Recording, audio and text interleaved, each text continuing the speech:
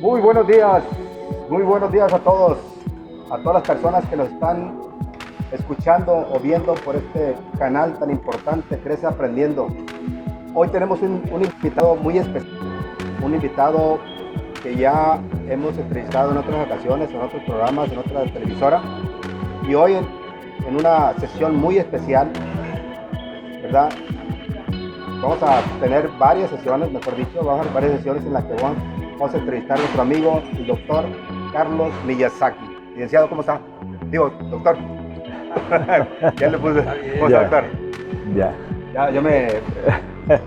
Muy bien, doctor. Se vale, doctor, se vale. No sé qué... No, ningún problema. A final de cuentas, ¿verdad? Pues es que es una licencia, ¿no? Sí, así es. Es una licenciatura, claro. ¿Verdad? La de médico, ¿no? Muy bien. Doctor, hemos visto esta oportunidad, ¿verdad? Hemos visto esta oportunidad de hacerle varias entrevistas a usted y hemos platicado de tener, obviamente, un programa especial todos los viernes en este horario. Vamos a decir que son ahorita, van a ser las 9. 8:30, vamos a decir, sí. Las transmisiones, ¿verdad? Nos pasamos un poquito. Y vamos a tener varios programas. Vamos a decir que los primeros programas que vamos a tratar van a ser programas relacionados con creencias. Usted, doctor, platíquenos para que la gente lo conozca, sepa quién es usted. ¿Quién es el doctor Carlos Miyazaki? ¿Cómo se definiría este doctor? Mira, pues aquí no valen tanto los títulos que pudiera tener, ¿no? Muy bien, doctor. Sino que aquí es de aportarle a la comunidad, a la sociedad, sí, el saber y la experiencia que se pudiera haber adquirido a lo largo de los años. Entonces, en ese sentido, pues mi mente afortunadamente está bastante abierta. Sí, o sea, ha sido muy diversa, han sido muy diversas las facetas de mi vida. Yo he trabajado, aparte de haber estudiado, bueno, para empezar,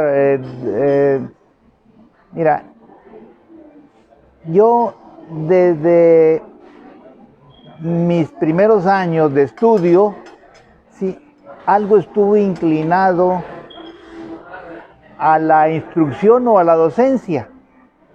Fíjate que cuando yo tenía 14 años, sí tuve la gracia de haber ganado algunos concursos de físico, química y matemáticas, algo muy diferente a lo que es mi área de trabajo actual. Y entonces en aquel tiempo, a esa edad, fui nombrado instructor, ¿verdad?, de esas materias. Mire, doctor, tiene ciertas sí. Ahí cualidades que las tiene bien guardadas, ¿eh? Sí, claro que sí. Y bueno, pues fíjate que apenas hace 20 años que me di cuenta que mi vocación... Hace 20 años. Sí, apenas hace 20 años, o sea, solo después de más de 20 años de médico me di cuenta que mi vocación era precisamente ser médico. ¿Después de 20 años? Sí, así es, porque siempre creí, a partir de me recordé de los años de secundaria, donde fui instructor, que precisamente por haber destacado en esas áreas, yo quería ser físico matemático, ¿verdad? Y entonces pensaba en los viajes espaciales, en la Luna, en Marte, qué sé yo. ¿Se visualizaba de esa manera? Más que todo eso, ¿no? Incluso pues estuve haciendo averiguaciones para poder estudiar físico-matemáticas en, ¿verdad? Me recuerdo, la Universidad de Berkeley, California. Sí, cosa que no se me hizo, hubo circunstancias de la vida que no me lo permitieron. Y pues de ahí sentí, o creí más bien, fíjate lo que es la creencia, ¿no? Creí que yo había estudiado medicina porque mi padre era médico y había estado en contacto, sí, desde niño con enfermos, medicinas, y entonces, bueno, en aquel tiempo, cuando murió mi padre, sí, cuando tenía 14 años en ese periodo, busqué la opción de estudiar físico-matemáticas aquí en México. Ok. Pero se dio una situación en que estaba cerrada la universidad y entonces no había escuelas de físico-matemáticas en el Le país, cerraron la ¿no? puerta. Así es. Y entonces, pues, me incliné por la medicina porque no se me ocurría ninguna otra carrera, ¿no? Entonces, tal vez por la influencia, siempre Sí. pensé Sí. que había sido la influencia, ¿verdad?, de mi ambiente desde niño, sí, los planes mentales, sí, que uno va chupando Sí, sí. en los primeros años de edad, y bueno, que eso es lo que me había llevado a tomar la decisión de estudiar medicina, ¿no? Sí, doctor, fíjese que qué curioso, ¿verdad? Que quizá usted ahorita hubiera sido físico matemático Sí, y dijera, estoy investigando.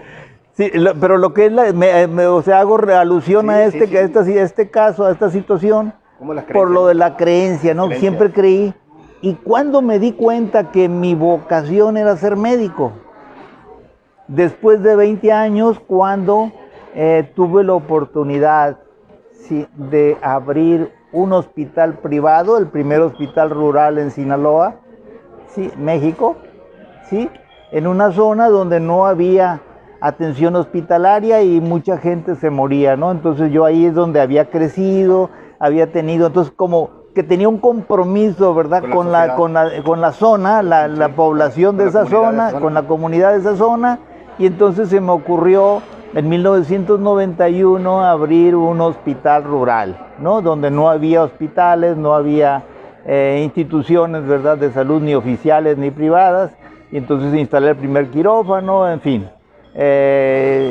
metí tecnología, y bueno, ahí estuve trabajando. Entonces, en ese hospital privado, sí, que inauguré, estuve 5 años encerrado. Fíjate. 5 años encerrado y pues trabajando día y noche, 24 horas, no salía, ahí me bañaba, ahí comía, pues no tenía compromisos de familia, no, o sea, en ese ¿Todavía no- tiempo, todavía no se casaba? no, o sea, no tenía compromiso familiar, sí, y entonces ahí fue donde me di cuenta, me puse a reflexionar, bueno, caray, tengo 5 años aquí metido. Quiere decir que me gusta lo que estoy haciendo, ¿verdad? Si no, No sentía el tiempo. no, así es. Entonces ahí estaba, sin vacaciones, comiendo, durmiendo, bañándome ahí, o sea, prácticamente casi no salía. Ahí estaba su vocación, doctor. Entonces ahí me cayó el 20. Caray, quiere decir que esto me gusta, ¿no? Y entonces dije, hasta entonces entendí que era mi vocación, ¿verdad? Sí, era lo que me gustaba hacer como actividad, ¿no? En la vida. Doctor, ¿no? quiere decir que ¿cuánto tiempo duró para poner el hospital? O sea, después que recibió.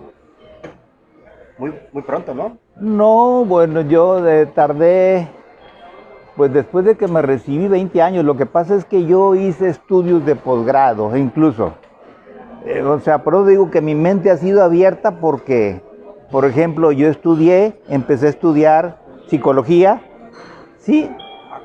Algo por ahí, doctor. Empecé a estudiar, hice un año de filosofía y letras, a la par que medicina, ¿sí? Entonces, pues eso, o sea, yo andaba en la búsqueda de la verdad.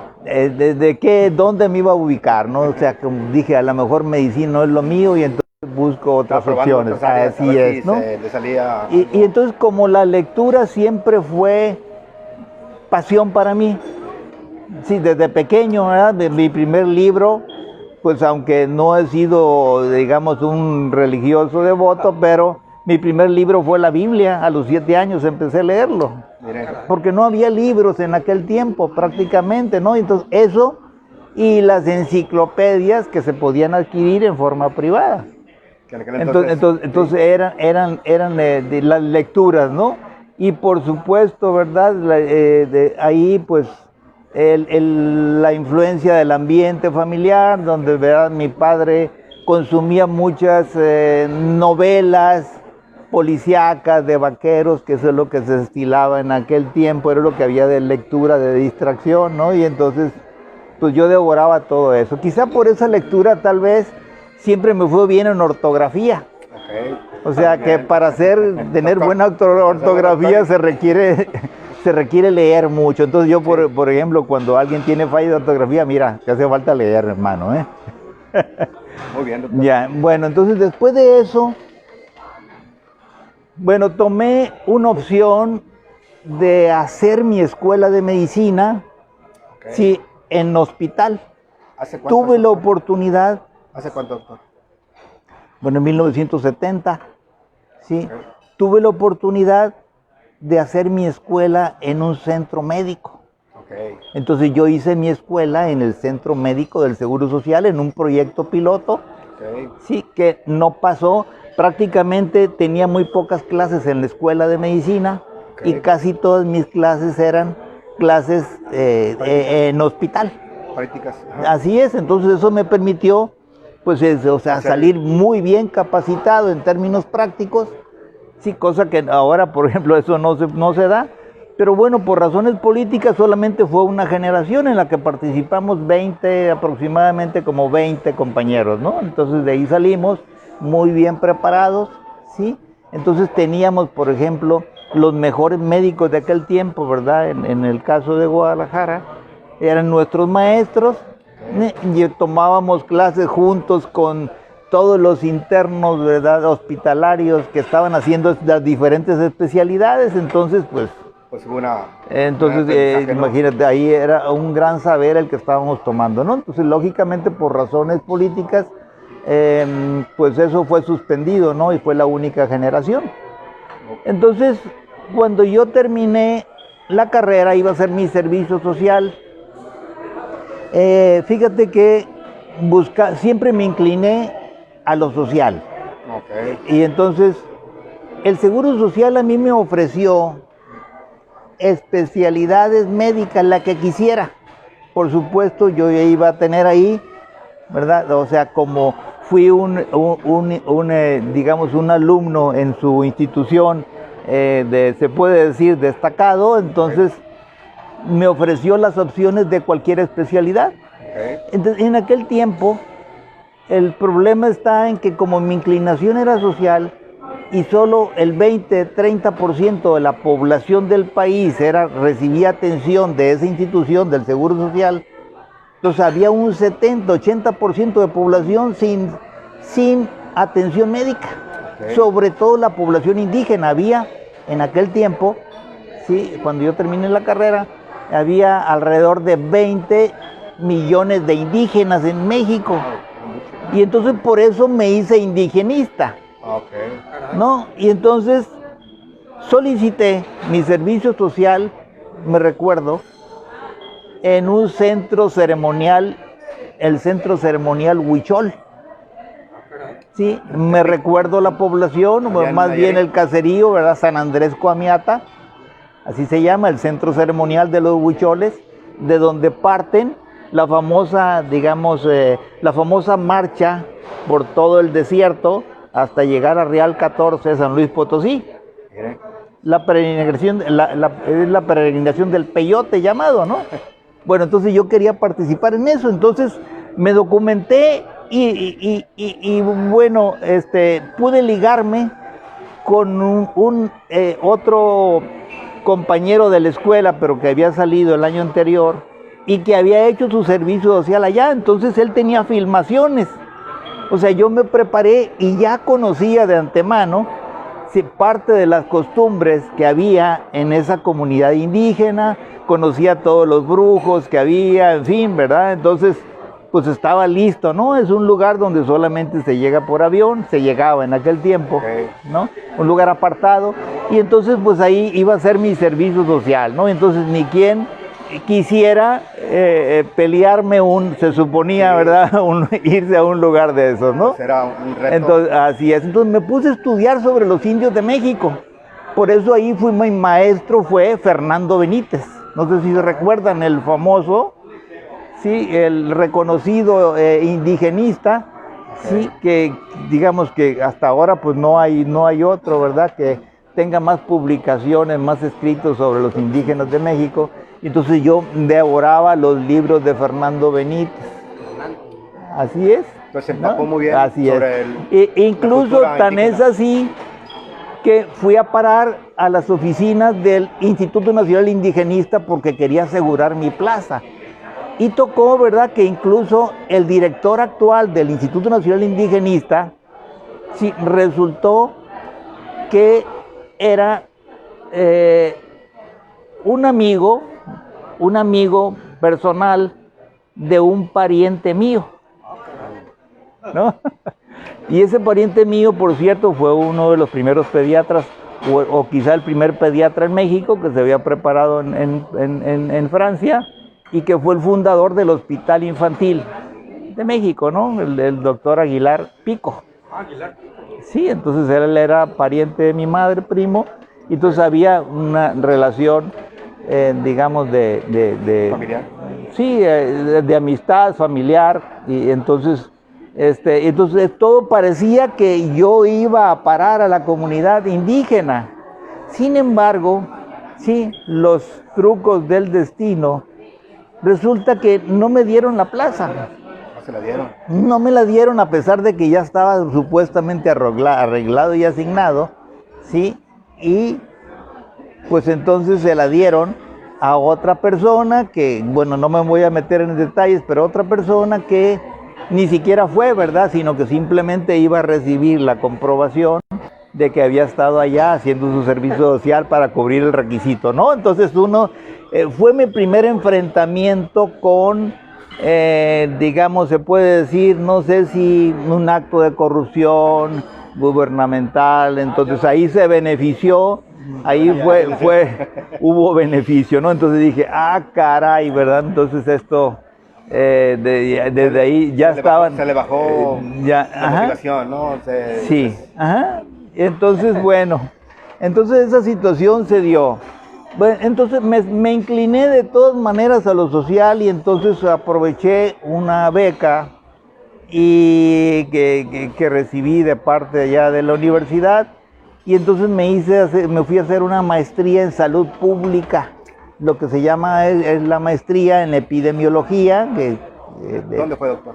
Eso fue en el Instituto Nacional de Salud Pública de México, que es una escuela que tiene la Secretaría de Salud, formadora de cuadros de salud para todos el sistema de salud latinoamericano. Okay. Y entonces ahí empecé a vincularme con pues compañeros, amigos de diferentes ramas en el campo de la salud. Desde ahí había ingenieros, ¿verdad? O sea, ingenieros sanitarios, se puede, por supuesto, ¿no? Había trabajadoras sociales, enfermeras, con licenciatura, médicos, en fin, administradores. Todo relacionado con la salud. Sí, todo lo relacionado con la salud. Entonces ahí se formaban cuadros para toda América. Incluso ahí, por ejemplo, entraban varios de la OPS-OMS. Okay. Sí, Organización Panamericana de la Salud, de la Organización Mundial de la Salud, ¿verdad? Sí, y que eran, digamos, funcionarios y que iban a tomar escuela, ¿no? O bien directivos o académicos de universidades, había directores de hospitales, ¿no? De toda América, de prácticamente todos los, incluso, por ejemplo, ahí en esa escuela, me recuerdo que Cuba enviaba alrededor de 15 elementos, ¿verdad?, a formación para sus instituciones de salud allá en Cuba, igualmente de algunos que tenían que ver con la salud de la OEA, de la Organización de Estados Americanos, en fin, ¿no? Y de los ministerios. De hecho, por ejemplo, de los compañeros, 3 de mis compañeros fueron ministros de salud en sus diferentes países. O sea que era un instituto muy importante. Sí, claro, y lo sigue siendo todavía, sí, o sea que ahí es donde se forman. O sea, mira, ahí es una formación bastante, creo yo, bastante certera, ¿no? Para la organización de servicios de salud, para la planificación de salud. Sí, aunque haya quienes demeriten ese tipo de estudio porque supuestamente no es una especialidad médica, ¿no? Pero ahí se puede... Más de administración pública. Sí, es que mira, ahí hay tres aspectos, o tres áreas de conocimiento en la salud pública. Uno es, se puede decir lo que es la administración pública de servicios de salud, tanto de sistemas de salud como de hospitales, ¿no? Entonces ahí se ve mucho administración pública, ¿sí? De lo que son sistemas y de lo que son, por ejemplo, yo tuve clases de sistemas, pero intensivísimos, porque ahí era muy estricto. No todos pasaban. Sí, entonces era muy exigente. Entonces el otro enfoque era el de la investigación. La investigación, sí, sobre morbilidad, mortalidad, investigación sobre también situaciones epidemiológicas de cada una de las enfermedades. Esa es la especialidad que tiene nuestro manejador actual, ¿verdad? De la epidemia, ¿no? Sí. De ahí salió, de esa misma escuela. Bueno, creo que él tuvo estudios de posgrado en los Estados Unidos, posteriormente, pero es digamos, el grupo de salud que maneja los planes en México, ¿no? Oh, muy bien. Y bueno, también ahí el otro enfoque es el de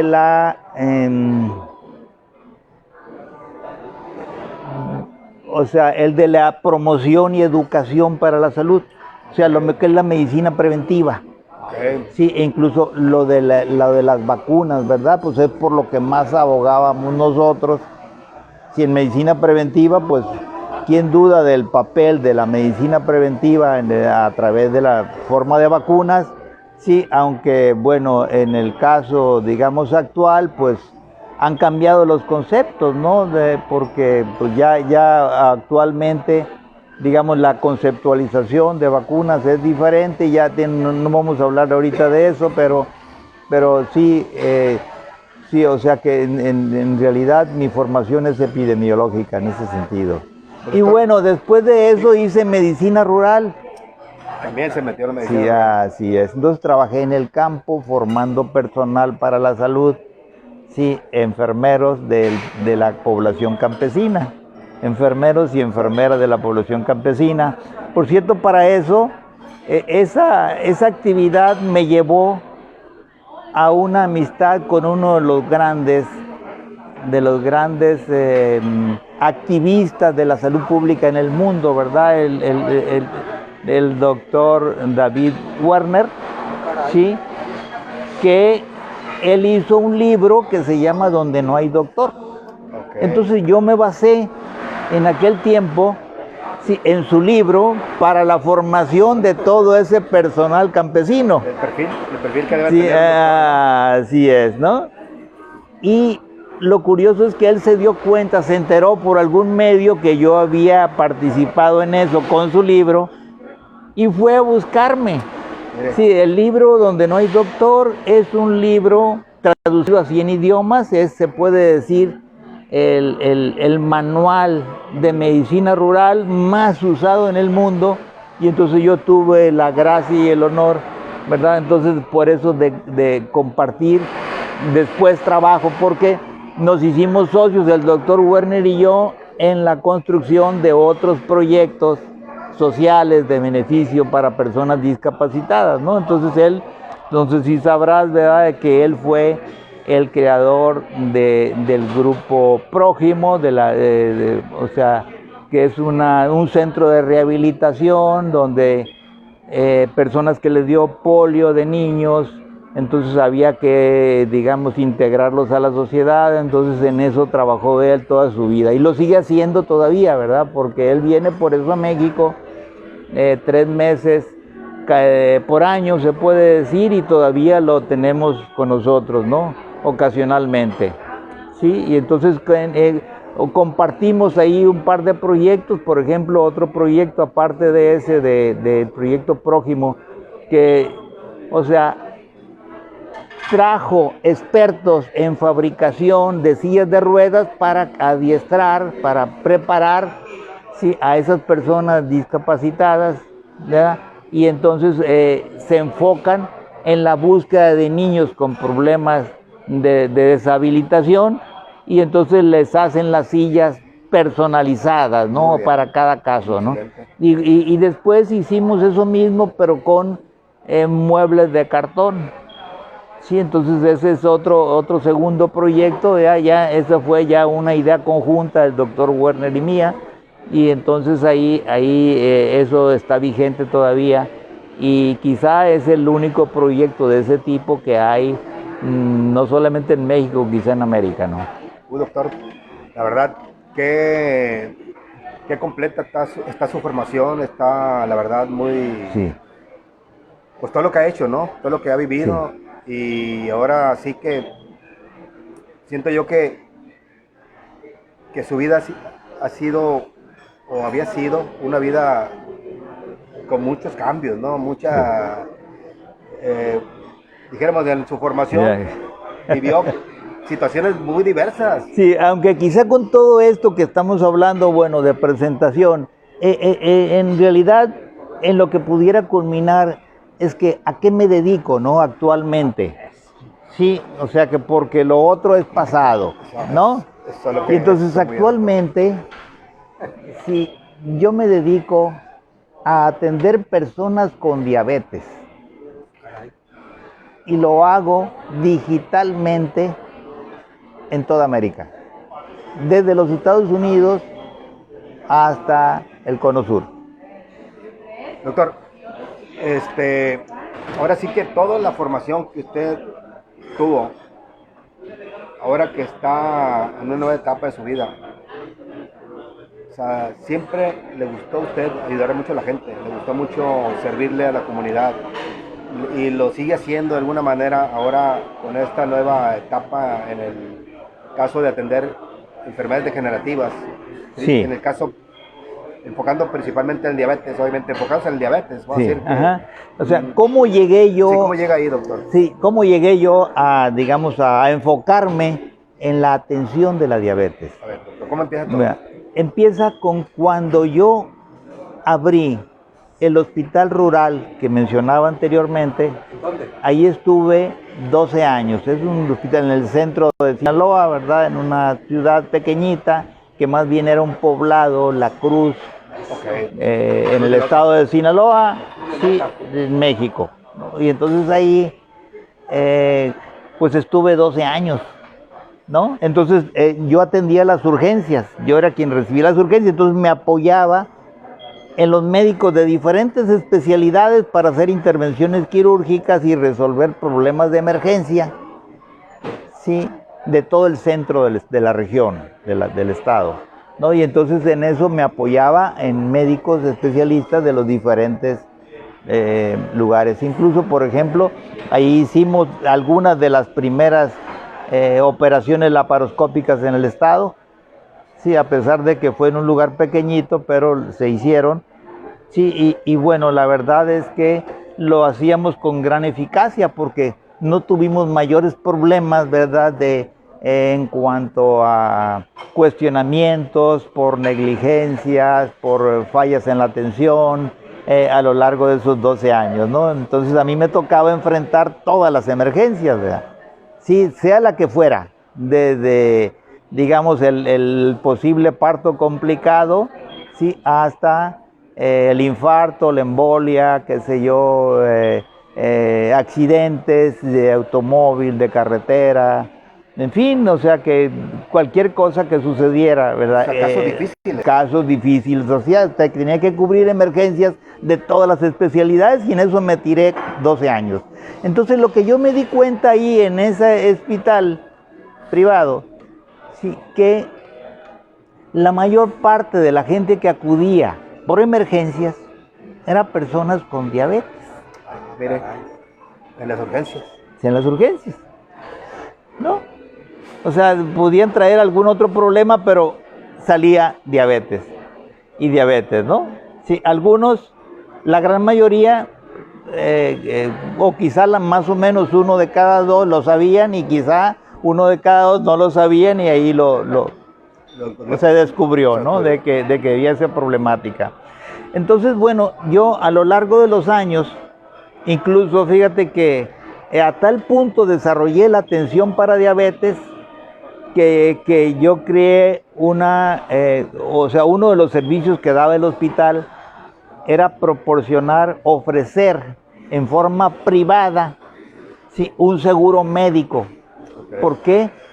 Porque la gente no tenía, después de la crisis del 94, no tenía capacidad para pagar sus servicios. Entonces, ¿qué es lo que hacíamos? Mira, tú pagas una cuota anual o mensual. Sí, el campesino normalmente procura hacerlo anual para tenerlo resuelto para todo el año, ¿no? Entonces, y con eso tenían el derecho a la hospitalización. Lo único que se excluía de ahí eran las medicinas, pero de ahí lo que es el pago de la atención médica, sí, estaba garantizado con esa cuota de seguro.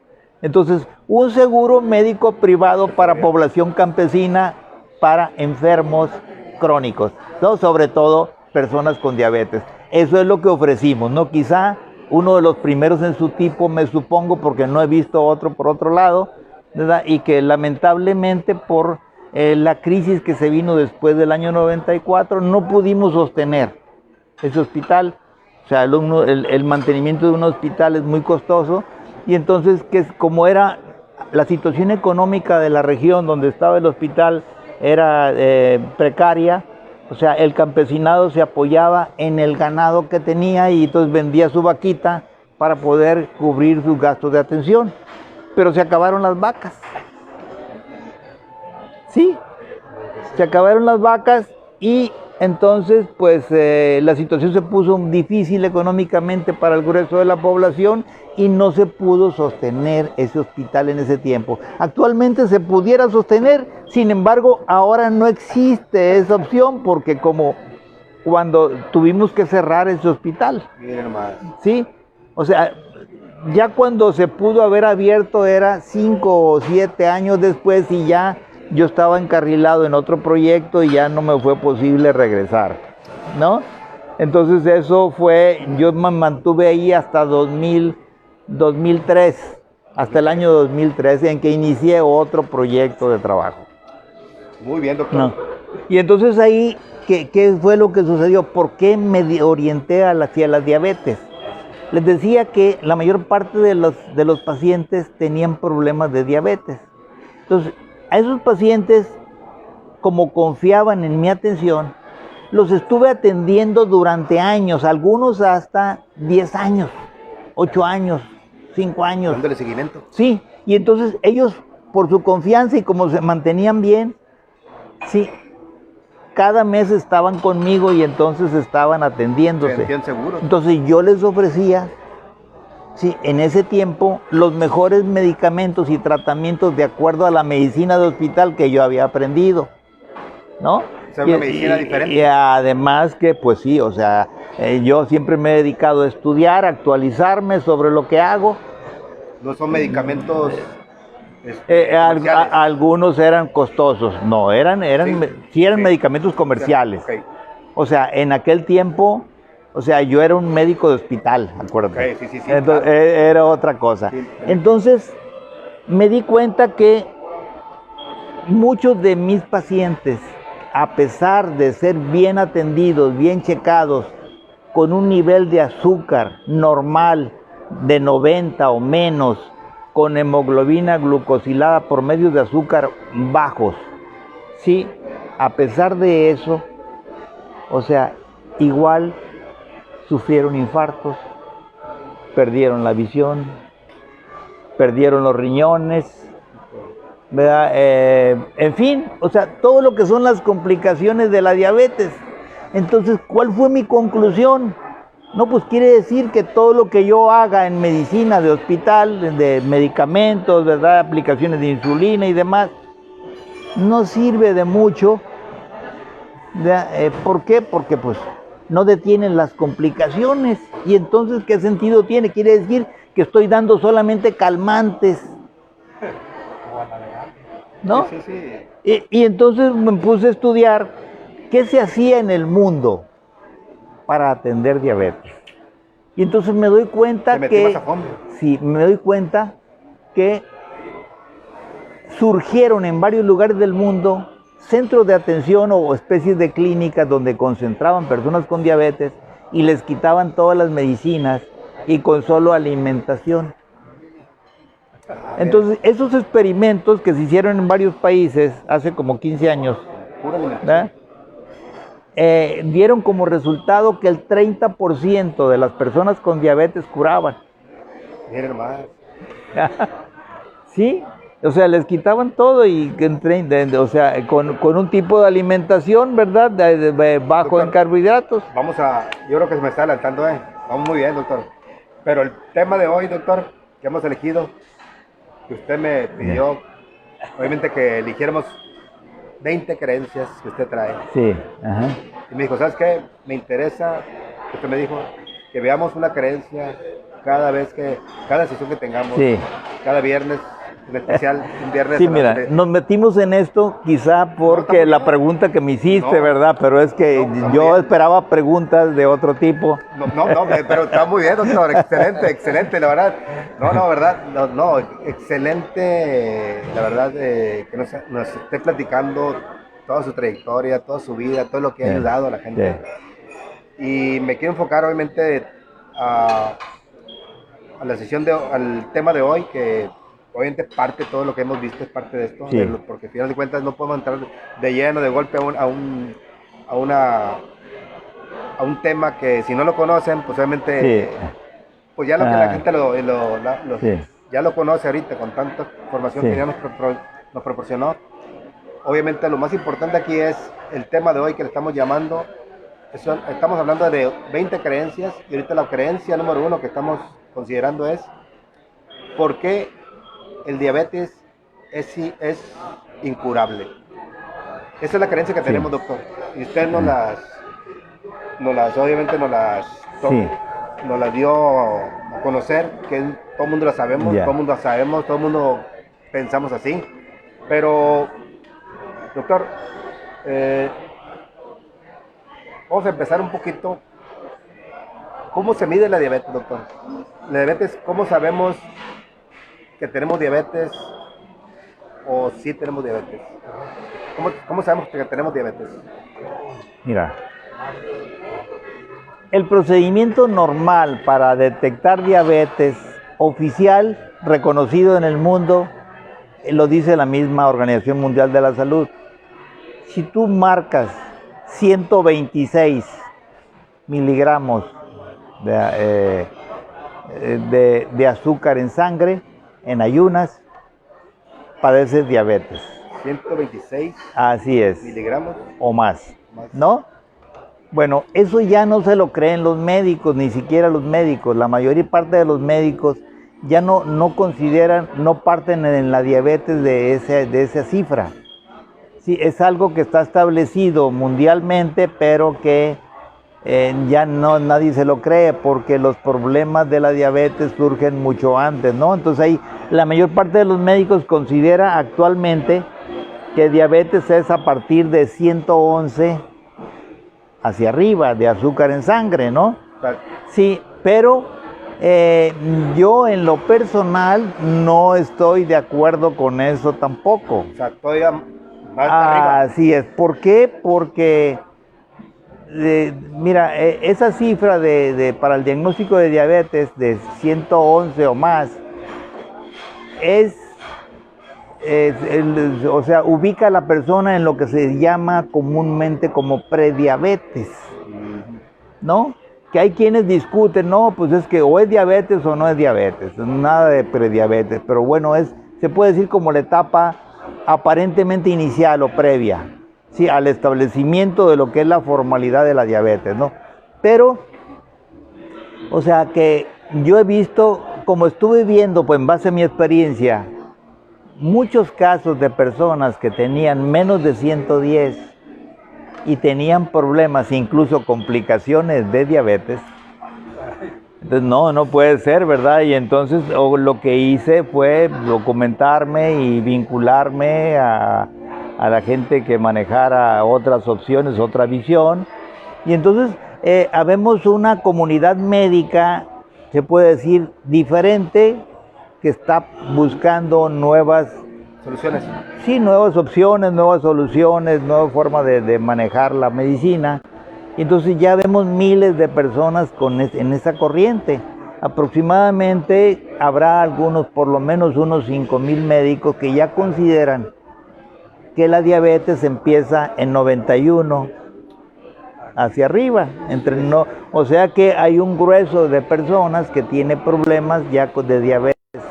Desde 91. Ahora, eso no para ahí tampoco, porque no se necesita ni siquiera tener 91 para que aparezca una complicación de diabetes. Y entonces estudiando lo que es el proceso del padecimiento, nos damos cuenta que la diabetes surge 10 a 12 años antes de que suba, de que marque 91 hacia arriba. O sea, prácticamente esos 10 años antes tiene que ver con... Hay un proceso previo. No, entonces, en ese proceso previo entran diferentes situaciones que se manejan médicamente. ¿Como cuáles? Por ejemplo, quien tiene lo que le llaman resistencia a la insulina. Ah, ok. ¿Sí? Y que no se dan cuenta. Sí, no, que el médico los diagnostica como resistencia a la insulina. Es que ya inició el proceso diabético con eso. Okay. O bien a alguien le dicen, tienes hígado graso, ya es parte del problema, ya inició. ¿Son factores? No, son síntomas. Se puede decir etapas. Etapas, ok. O sea, quien sufre resistencia a la insulina, hígado graso o hipertensión, ya está en proceso. Ya está en el proceso diabético. ¿Y que o sea que antes, todavía hace poco tiempo, yo creía, de lo que es la creencia, ¿no? Sí. Yo creía, sí, que la hipertensión era una consecuencia de la diabetes. ¿Y no? Y ahora no, me doy cuenta que la hipertensión, se puede decir, es un signo de que ya apareció el proceso diabético, antes de que se marque el azúcar en la sangre. ¿Por qué razón? O sea, por esa razón, ¿qué te diría? Del 80% o más de las personas hipertensas es resultado precisamente de que ya iniciaron su proceso diabético. Y por tal razón, si se corrige la diabetes, se va a corregir la hipertensión y la medicina de por vida que se receta. ¿Ya? Sí. O sea, prácticamente, pues ahí están ya un factor que usted dijera, o una causa de lo que es el proceso. Sí, entonces, ¿cómo se puede detectar desde 10 años antes de que suba el azúcar arriba de 90? ¿Sí? La causa es la elevación de una hormona en sangre. ¿Es lo que te provoca la hipertensión? Exacto. Es lo que provoca la hipertensión, la que provoca el hígado graso y la que da la resistencia. O sea, ¿la causa es la misma? No, o sea que, mira, cuando tú comes,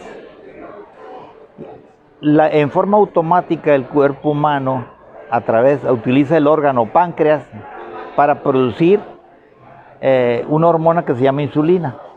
Y esa hormona insulina va a regular, digamos, ese nivel de azúcar digamos que aparece en sangre, resultado de lo que comiste.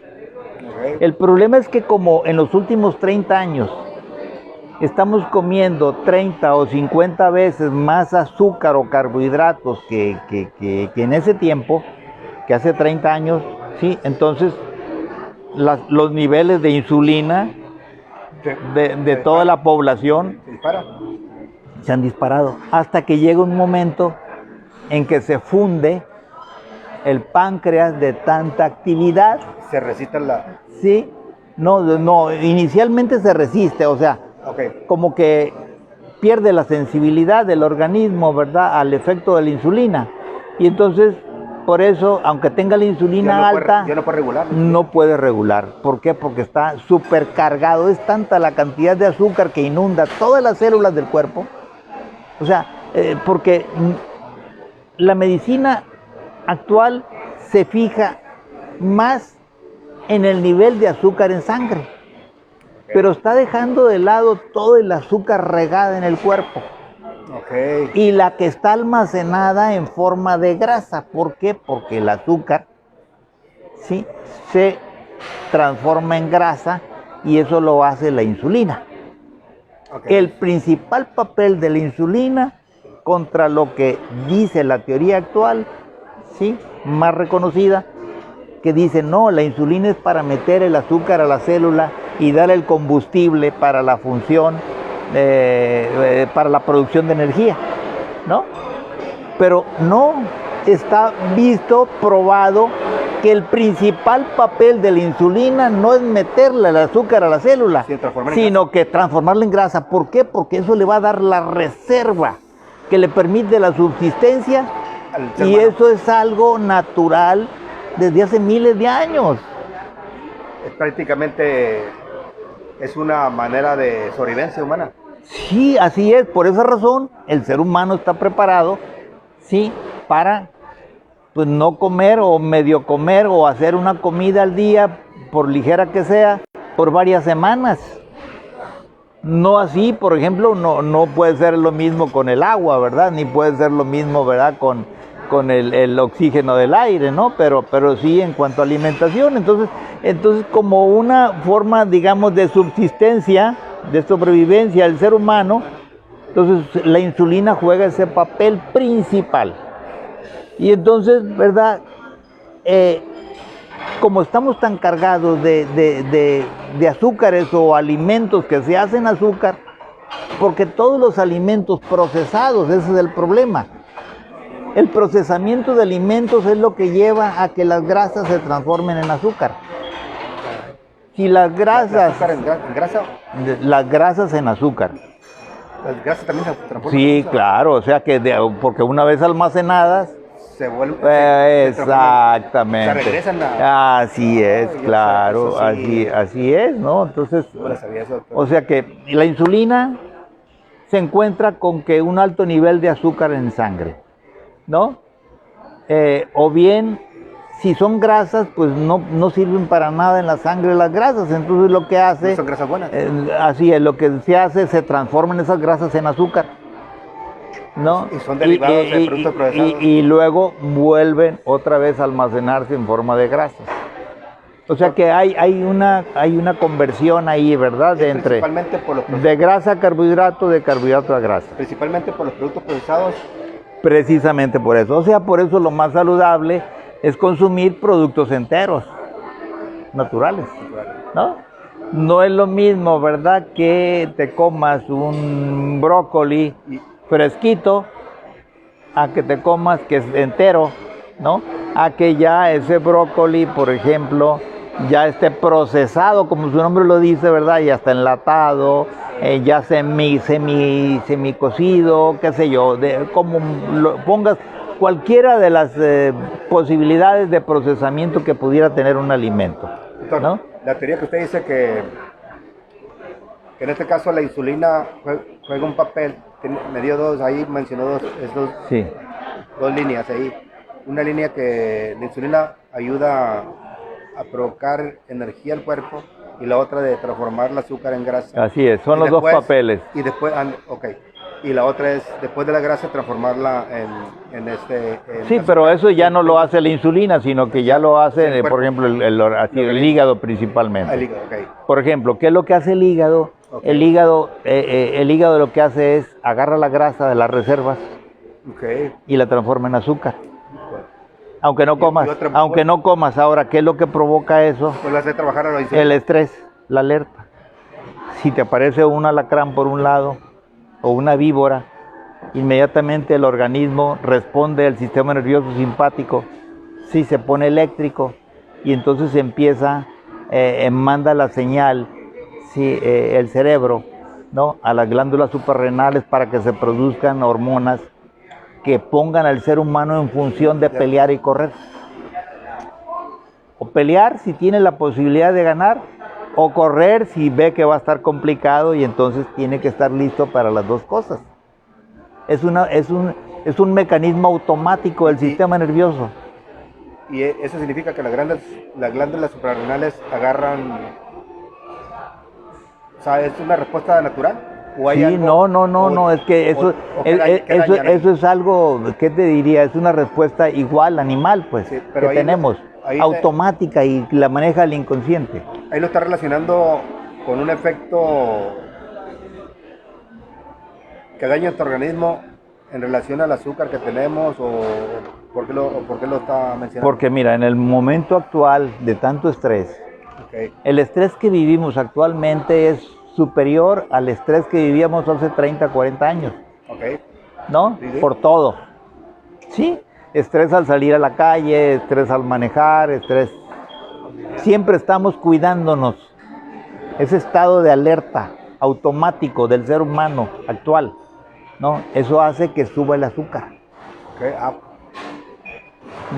Entonces lleva eso, cuando hay un estado de alerta, en forma automática, aunque no le demos la orden, en forma automática, sí, el hígado Se convierte en la grasa. manda azúcar a la sangre porque tiene que tener combustible para el pleito.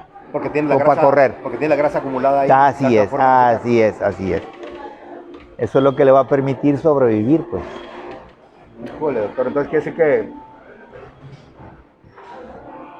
como usted comenta, no es lo mismo como vivimos antes, el nivel de estrés, Sí. y el nivel de alimentos altos en azúcares o azúcar saturado hoy, que antes azúcar natural.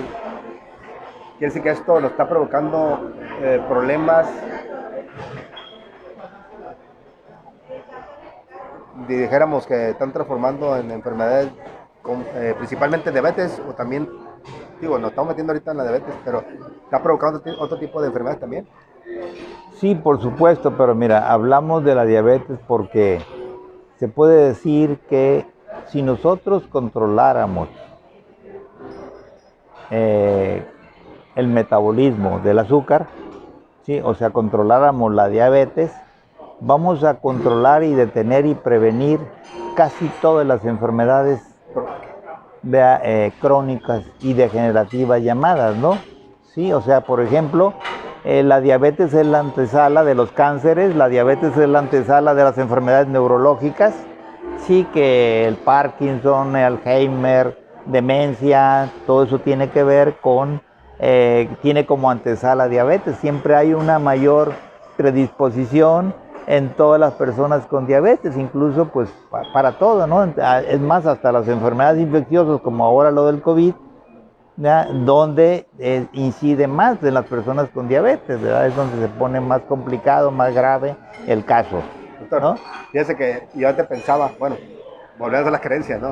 Yo antes pensaba, separaba la diabetes del cáncer y de las otras enfermedades, ¿verdad? De otro tipo de degenerativas, pero como usted comenta, es la antesala para todas las enfermedades degenerativas. O sea, sí, entonces, ahora, si a esto le agregamos, si a la alimentación deteriorada en las últimas décadas, que ahora es procesada y menos natural, menos entera, si a eso le agregamos, por ejemplo, la presencia de químicos, saborizantes, colorantes, ahorita los alimentos te los ponen bonitos con un colorante, deliciosos, te pueden fabricar ¿no? el sabor que quieras, hasta el umami, que le llaman el sabor óptimo, ¿no?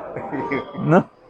Sí, entonces todo eso se puede ser fabricado, ¿no? Y bueno, pues saborizantes, qué sé yo, conservadores para que dure mucho el alimento.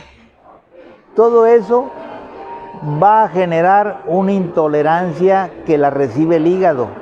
Y cuando hay una intolerancia, inmediatamente el hígado manda azúcar a la sangre. Y al mandar azúcar a la sangre, como no hubo pleito, ni corrió, ¿sí? Okay. se quede el azúcar en la sangre. Entonces tiene que trabajar el páncreas en producir más insulina para normalizar la situación. Ok. O sea, es azúcar que surge de la alerta, sí, pero que se mantiene en sangre hasta que no actúa la hormona que va a bajarla, Que la a insulina. sacarla, así es, y para repartirla, sí, o sea, para guardarla o repartirla donde se ocupe. Pero como las células están repletas ya de azúcar, llega un momento, ¿ya? Y hay suficiente ya, digamos, azúcar guardada en forma de grasa, ya no haya que hacerle insulina. Y mucho trabajo. ¿Sí? Y entonces eso lleva a una sobreproducción de insulina hasta que se funde el órgano. Y entonces, ¿verdad? De ser una etapa de diabetes, ¿sí? De un tipo Sí. que es consecuencia del estilo de vida, se convierte en una diabetes con estilo de vida deteriorado, pero también con daño en el páncreas. Ok. Ahora, el 95% de los casos de diabetes, sí, que son causados por el estilo de vida, ¿Tipo 1? no, es No, el tipo 2, Tipo 2. ¿sí? Ok. Entonces, el estilo, por eso es curable. Ok, el tipo 2 es curable. Sí, pero nosotros nos enseñaron y creemos, porque así nos lo enseñamos y lo escuchamos desde niños. Ah, mi tío es diabético, pues tiene que estar, va a sufrir de su azúcar toda la vida. Eso es lo que desde niños lo estamos viendo. Entonces, de tanto escucharlo, sobre todo en los primeros 7 años, las creencias nuestras del ser humano, ¿sí?, se forman, se construyen, sobre todo en los primeros 7 años de la vida.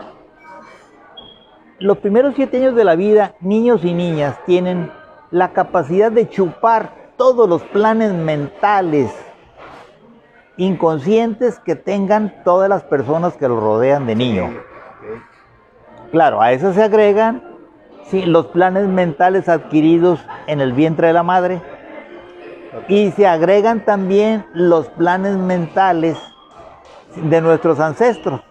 O sea, Entonces nosotros tenemos, para la generación de creencias, tenemos que remontarnos a miles de años atrás. ¿dónde vienen? Desde allá vienen creencias, o sea, hay transmisión, sí, pero la transmisión no es genética, o más bien, y ya se descubrió que es epigenética, que quiere decir que se hereda, sí, no el gen como tal, sino que el ambiente, sí, es el que se traslada a las nuevas generaciones.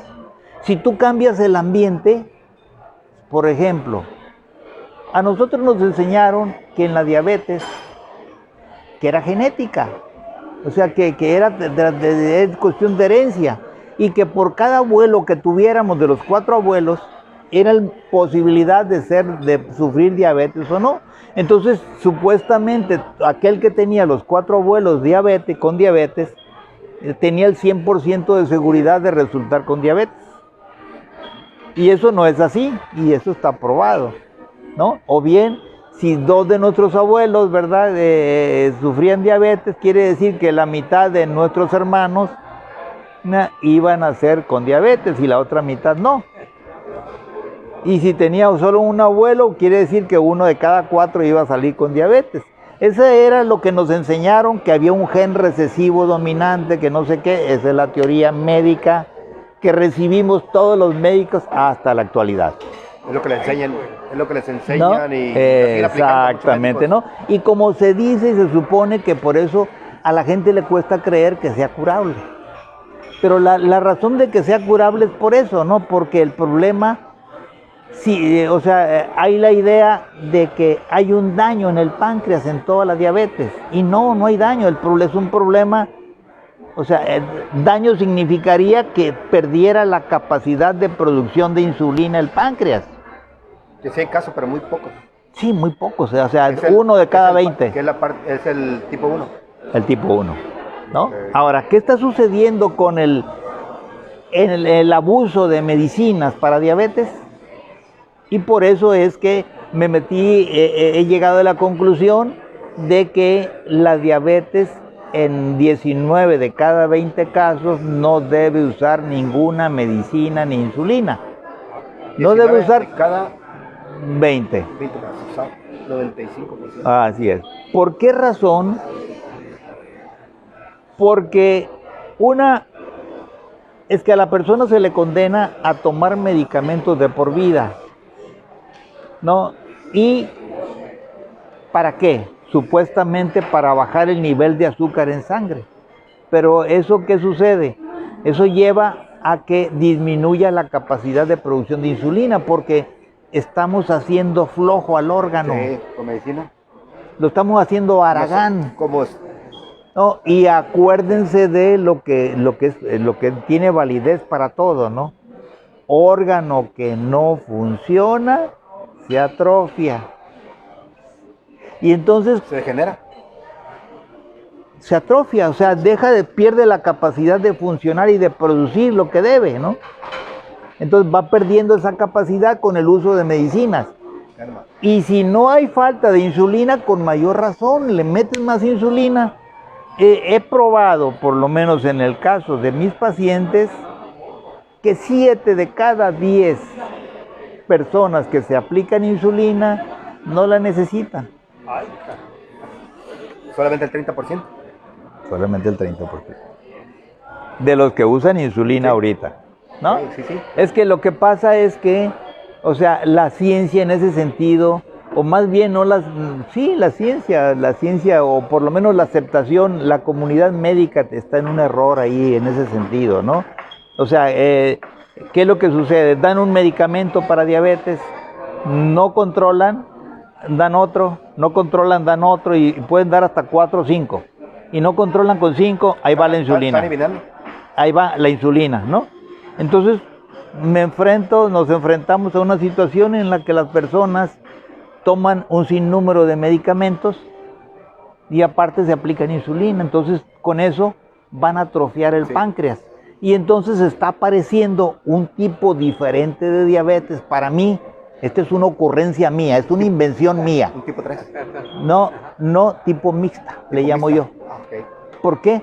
Porque era una diabetes tipo 2 que no tenía daño del páncreas y con el paso del tiempo y el mal uso la mala alimentación y el mal uso de medicamentos y de insulina, se daña el páncreas y entonces, ¿por qué le puse un nombre de mixta a ese tipo de diabetes? Porque ¿Se puede rescatar algo? Porque el tratamiento que requiere en esos casos no sirve el tratamiento de la 1 ni sirve el tratamiento de la 2. Entonces, siempre que haya, digamos, una situación, si un cambio o una clasificación nos ayuda a cambiar el tratamiento, es válido que le cambiemos también la conceptualización. Claro. ¿No? Sí. Y en este caso, pues, ¿cómo pudiera ser, verdad? Entonces, tiene que ser, pues es mixta, ¿no? Y entonces, ¿por qué? Porque requiere un manejo y tratamiento diferente. Que también es curable. Que también puede ser curable. Ahora, el mixto, aunque le falle la producción de insulina, tiene 2 opciones. Una, usar insulina porque tiene un faltante de producción de insulina, o no usarla y acoplarse con su estilo de vida a no usarla. Okay. ¿Cómo? Con una alimentación más estricta y con más ejercicio, por ejemplo. ¿No? Okay. Entonces ahí ya es armar el estilo de vida. Si una persona dice, por eso yo le doy gusto a cualquier persona. Si alguien me dice, mira, yo quiero gozar, sí, o tengo muchos compromisos sociales y tengo que estar comiendo aquí y allá, bueno, ok, hagamos esto, ¿verdad? Vas a usar la insulina eventualmente, cuando lo ocupes. No se lo va a quitar. No, ¿verdad? Sí, así es. Pero eso no le causa tanto problema porque no es permanente. Ok. ¿No? Entonces ya armamos un estilo de vida con aplicación de insulina sin daño. En lugar de quitársela completo. Así es. Por decirlo así, ¿sabes qué?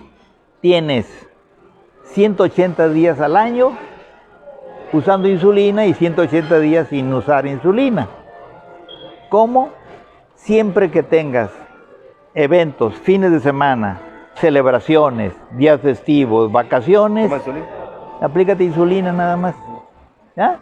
Cuando hay falla en el páncreas. Ok. Sí, ese es el caso de la mixta, por ejemplo. Entonces, por eso, como vemos, es diferente y entonces había que clasificarle de manera diferente. Por eso hablamos de la mixta. Doctor, original. El ejercicio, ¿Cómo? el ejercicio. ¿Qué tienen? Bueno, con el ejercicio,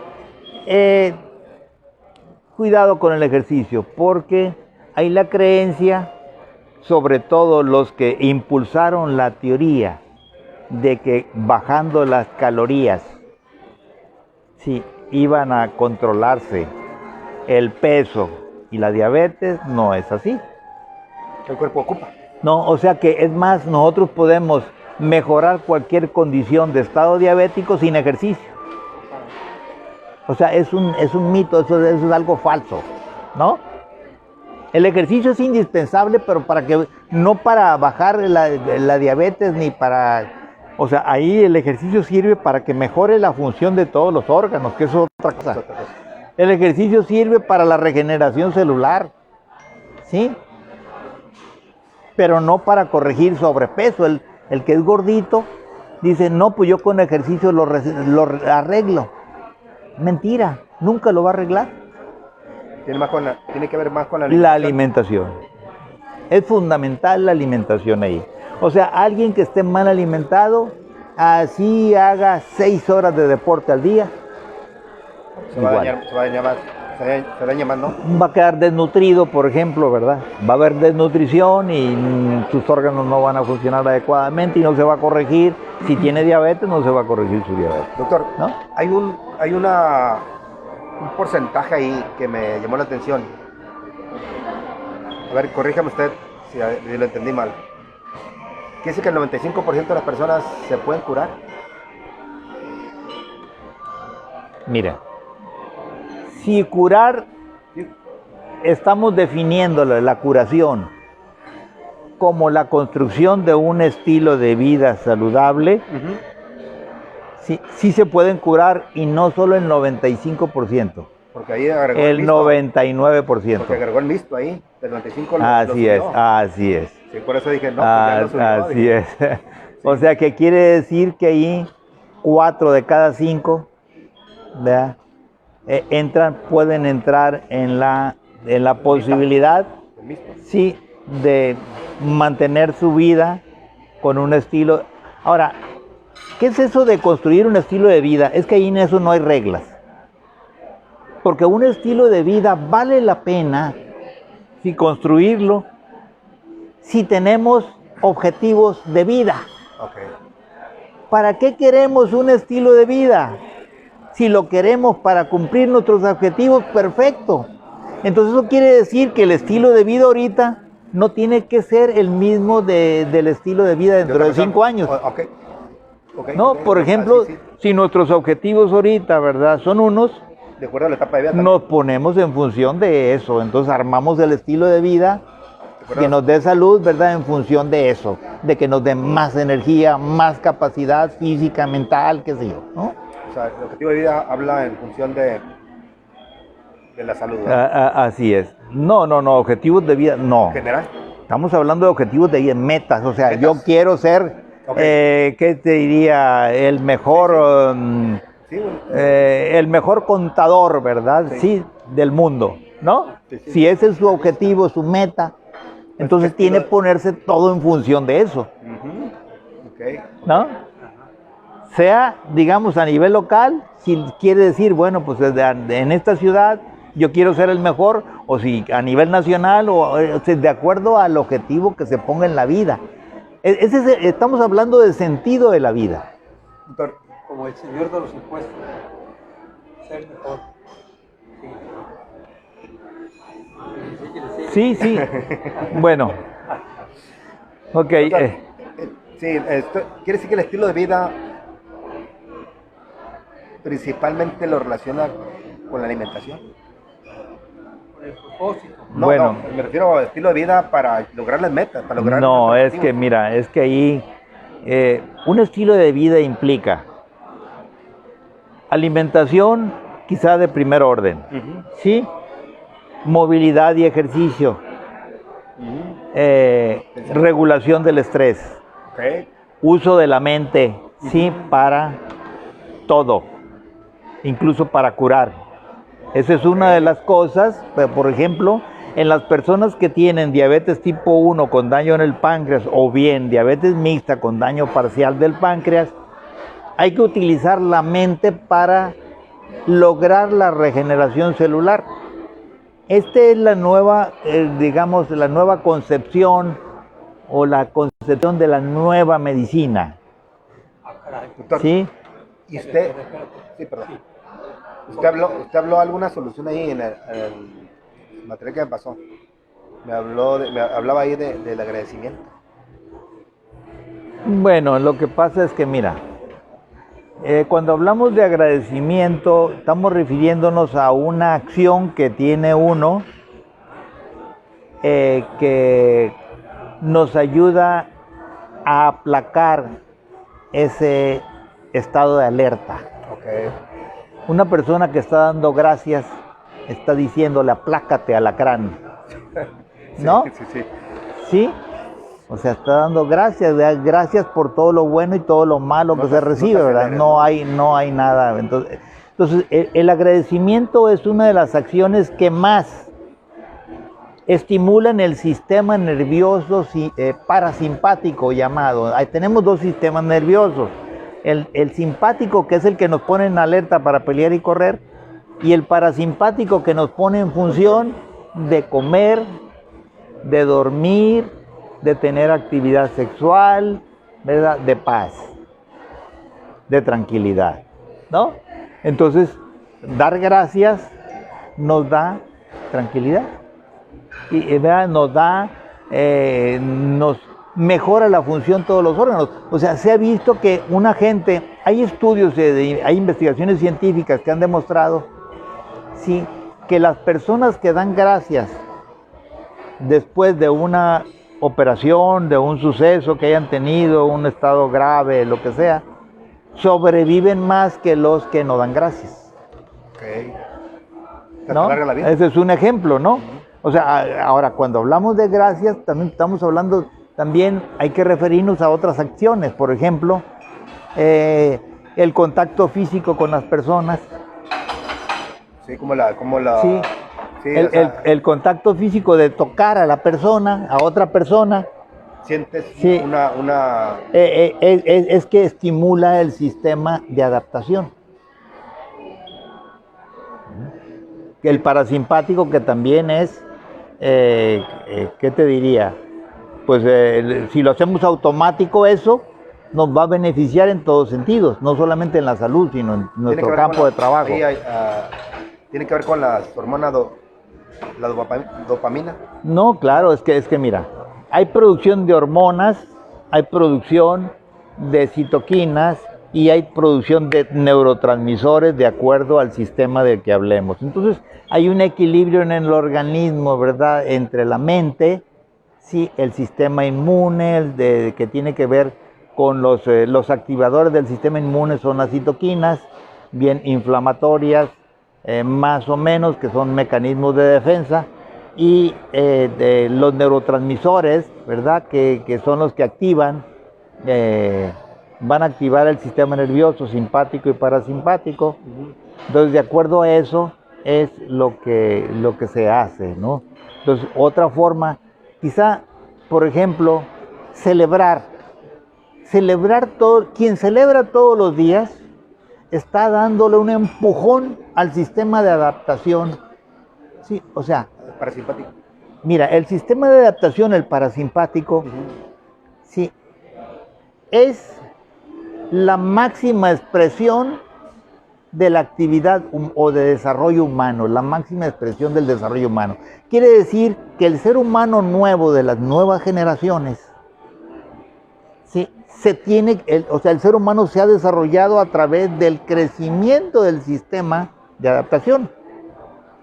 O sea, entre más capacidad de adaptación tiene una persona, ¿sí?, desarrolla más todas sus capacidades físicas y mentales. Y por ende, ¿No? por salud. Su creatividad y todo eso está súper estimulado, ¿no? En cambio, el de alerta es el malo, es el que lo atrasa, ¿no? Simpático.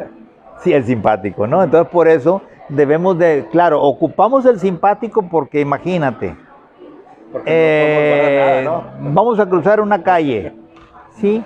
El simpático es el que te permite poder zafarte de que te atropellen, ¿no? Por ejemplo. Sí, tiene que funcionar. Tiene que funcionar, ¿verdad? Lo que pasa es que cuando sobrepasa el simpático, o sea, siempre tiene que existir el de alerta. Sí. Pero se ocupa, si queremos tener una mejor vida, debemos de desarrollar, mantener más altito el de adaptación que el de alerta. Para que te diga, Doctor, termina porque empezás a hablar de las enfermedades intelectuales, actualmente mentales, de las enfermedades mentales. Sí. Dejaste el tema, pero no dijiste por qué actualmente ves que las enfermedades mentales son las que más predominan ahorita. no, hablaba. Espérame, Pero No has dicho. No, decía que ahorita el poder de la mente la mente ahora está ayudando mucho Sí. a resolver los problemas prácticamente que Sí, tienen con la mira. mente. Ahorita hay una corriente, la corriente médica nueva, la nueva medicina, eso es lo- considera que la mente se puede usar y que poco se ha usado para curar. caray. Entonces, bueno, por ejemplo, se ha probado que lo que la mente ve es lo que sucede. Si tú te estás viendo, si tú tienes lo que se llama una visualización, tú visualizas y te ves de aquí a un año, de aquí a 3 años, de aquí a 5 años, de aquí a 10 años, de aquí a 20 años, ¿no? Si tú eso lo visualizas, sí, lo estás viviendo ya. Doctor, Estás en el presente y actúas y el universo se comporta conforme lo que estás viviendo ahorita, bueno, ¿no? que sí, doctor, que es importante. Entonces aquí, en ese sentido, hay pruebas. Por ejemplo, hay testimonios de muchas personas. Por ejemplo, no sé si han visto, hay un conferencista muy famoso en el mundo, se llama Joe Dispenza. ¿Cómo? Joe Dispenza. No sé si lo han visto. Parece Bueno, que- Joe Dispenza es un quiropráctico. Bueno, el quiropráctico aquí en México no está catalogado como médico, pero en los Estados Unidos y otros países ya sí. Entonces, el quiropráctico ese, resulta que él era triatlonista, ¿verdad? Entonces era un deportista, digamos, de intensidad, ¿no? Y tuvo un accidente, lo atropelló en una de sus actividades en ciclismo, lo atropelló una camioneta o un camión. Y entonces le causó siete fracturas en la columna baja, ¿no? Y entonces, bueno, ahí los especialistas, ¿verdad?, en California, le dijeron que tenía que operarse y que quién sabe cómo iba a quedar. Sí, quién sabe cómo iba a quedar porque estaba muy dañado, que había que dejarle una especie de placas, ponerle unas placas y fijarlas esas durante 1 año y que estaría pues hospitalizado todo ese tiempo y después de eso probablemente quedara con Invalidez. media invalidez, ¿no? Sí, entonces él no aceptó eso, ¿no? Y entonces, como él era practicante de yoga y estaba cercano a círculos donde se usaba la mente para muchas cosas, entonces se metió por ahí y entonces empezó a aplicar la mente para construir el daño que tenía, las fracturas que tenía. no aceptó la operación, ¿verdad? Le dijeron que no tenía opciones él y sin embargo pues no hizo caso y entonces se aplicó y empezó a usar la mente, ¿sí?, para corregir su problema de fracturas de columna. Con terapias. Y aparte con terapias. Sí, porque él era quiropráctico, entonces ¿qué fue lo que hizo? Estudió perfectamente la anatomía y cómo era su problemática y utilizó la mente para que se conectara y se pegaran las partes, claro, ¿verdad? Combinando eso con terapia, ejercicio, él era quiropráctico, ¿no? Sí, entonces conocía perfectamente cómo estaba la columna, ¿no? Entonces, así es, y entonces al cabo de unos pocos meses, ¿verdad?, le pegaron las fracturas. ¿Qué tenía en ese momento él? Pues eso fue hace 20 años, yo creo que tenía como unos 30 años. Okay. ¿Tuvo que ver también con su edad? Sí, o sea, y entonces cuando se dio su cura por ese procedimiento, se comprometió, ¿sí?, a difundir su saber al mundo. Y es lo que ha venido haciendo en los últimos 20 años. Joe Dispenza. Así es un famosísimo. Entonces se juntó con otros locos y científicos, ¿verdad? Entonces ahí entre ellos está el famoso biólogo que es reconocido mundialmente, Bruce Lipton. Tiene un libro que se llama La biología de las creencias, que es el que más maneja las creencias. Está bueno. Está bueno. Y entonces, por eso, ahí se juntaron, hicieron pareja, y se juntó otro loco, ¿verdad?, que era ingeniero, pero ingeniero aeroespacial. O sea que trabajaba en la NASA para viajes interplanetarios, ¿no? Entonces se juntaron los tres científicos y entonces, ¿verdad?, están trabajando en esta dirección, en la concepción de una nueva medicina que cure usando la mente. Entonces se dedicaron a recoger testimonios de casos de gente que había curado de manera similar. Y entonces ellos tienen recogido pues muchísimos casos, ¿verdad? Sí, así es, decenas o cientos de casos en donde se ha logrado precisamente modificar una situación de salud usando la mente. Doctor, estamos casi cerrando este programa tan importante, tan interesante, y la verdad todo lo que usted nos ha dicho ha quedado grabado, ha quedado para que la gente lo pueda ver después, porque esto se hace viral, usted sabe.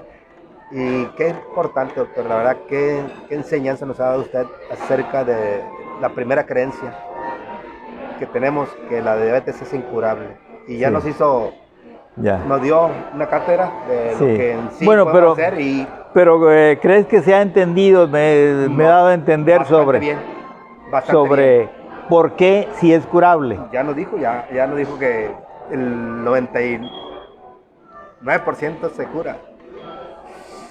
Y el tipo 1 y el mixto, pues mira, y aún refiriéndome al tipo 1, por ejemplo, yo tengo un caso de un tipo 1 que no se aplica insulina. O sea, porque él decidió, tomó la decisión, fíjate lo que hizo este caso, tomó la decisión de no aplicarse insulina. Sí, y entonces tuvo que acoplar su estilo de vida, sí, a no usar insulina. Y entonces él utiliza mucho la mente. Utiliza mucho la mente y el ejercicio. Y entonces incluso él hizo una gran cosa que yo creo que le transformó y lo consolidó en esta postura. Él se preparó con una experta en movimiento inteligente que utiliza, bueno, el movimiento inteligente es una corriente en el mundo, digamos, en donde hay una utilización del movimiento y ejercicio con la mente, ¿no? Y entonces cura a través, digamos, del movimiento y el ejercicio, a través de, digamos, de la utilización de tales y cuales músculos. sí, combinado con el uso de la mente, ¿no?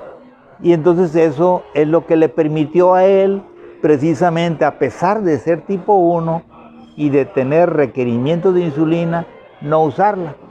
Ahora, ¿qué es lo que hace él ocasionalmente?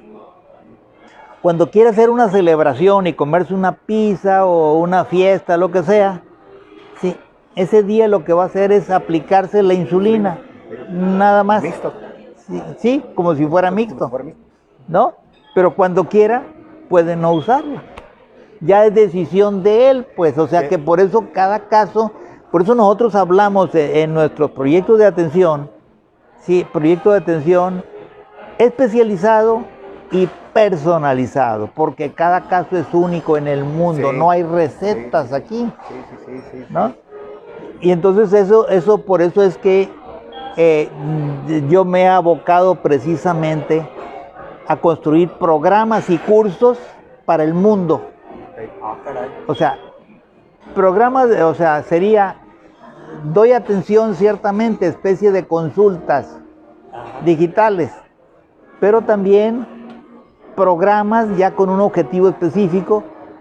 Si por ejemplo hay quien me dice, yo lo que quiero, nada más, no me importa, lo que quiero es eliminar la insulina que estoy aplicándome. Ok, entonces es un programa para eso. Okay. Hay quien quiera, pues no, pues yo quiero eliminar las medicinas, nada más, y me quedo con eso. ¿Verdad?